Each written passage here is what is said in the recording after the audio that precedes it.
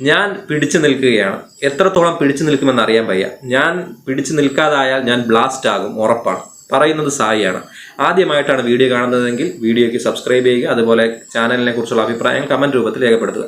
So big ബോസിലെ ഏറ്റവും പ്രധാനപ്പെട്ട content ക്രിയേറ്ററിൽ ഒരാളാണ് സായി എന്ന് പറയാനുള്ളൊരു നിവർത്തിയിലേക്ക് എത്തിയിട്ടില്ല. അങ്ങനെ ഒരു സംഭവത്തിലേക്ക് എത്തില്ല. കാരണം അത്രയധികം പ്രതീക്ഷിച്ചാണ് സായി അവിടേക്ക് പോയത്. പക്ഷേ സായി അവിടെ പോയിട്ട് കാണിച്ച പെർഫോമൻസിൽ ഒരിക്കലും സായി ഭയങ്കര ബ്രില്യൻ ഗെയിമറാണെന്ന് പറയാവുന്ന രീതിയിലേക്ക് വന്നിട്ടില്ല.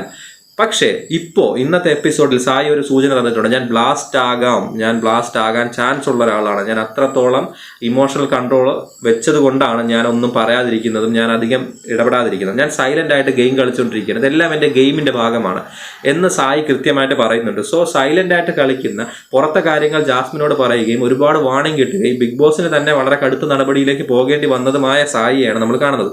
ഡയറക്റ്റ് നോമിനേഷനിലേക്ക് വരെ ലാലേട്ടൻ വിട്ടു അതിന്റെ വാണിംഗ് കൊണ്ട്.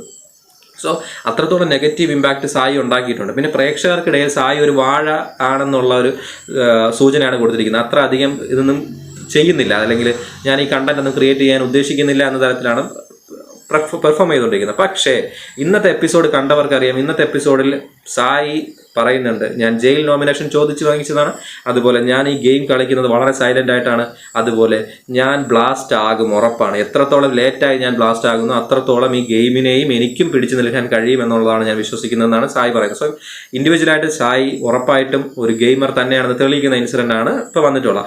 അതുപോലെ വേറൊരു കാര്യം ശ്രദ്ധിക്കണം. ഇന്നത്തെ എപ്പിസോഡിൽ തുടങ്ങുന്നതിന് മുമ്പ് ലൈവിൽ കാണിച്ചിട്ടുണ്ടായിരുന്നു ഷാഡോ ടീം ഉണ്ടാകുന്നത്. അപ്പോൾ ഷാഡോ ടീമിലും സായി ഷാഡോ ടീം ഉണ്ടാക്കിയിട്ട് ബ്രില്യൻ ഗെയിമേഴ്സിനെ കൊണ്ടുവന്നിട്ട്, അതായത് ജാസ്മിൻ ഗബ്രി കോംബോയെ പിരിക്കാൻ വേണ്ടി അവരെ നോമിനേഷനിലേക്ക് കൊണ്ടുവരുന്നതിൻ്റെ ഒരു തന്ത്രം പറയുന്നുണ്ട്. ആ തന്ത്രം പോലും സായി പറയുന്നുണ്ട്. സോ സായി ഒരു ഗെയിമർ തന്നെയാണെന്നാണ് ഇതുവരെയും നമുക്ക് മനസ്സിലാക്കാൻ കഴിയുന്നത്. പക്ഷെ സായി ഒരു ആക്റ്റീവായിട്ട് അല്ലെങ്കിൽ വളരെ പൊട്ടിത്തെറിച്ചുകൊണ്ടൊന്നും സംസാരിച്ച് നിൽക്കുന്നില്ല എന്ന് മാത്രം. സോ അത് ഇനി അങ്ങോട്ട് പോകും തോറും സായിയുടെ സൈലൻസ് മാറി മാറി വരുമെന്ന് പ്രതീക്ഷിക്കാം.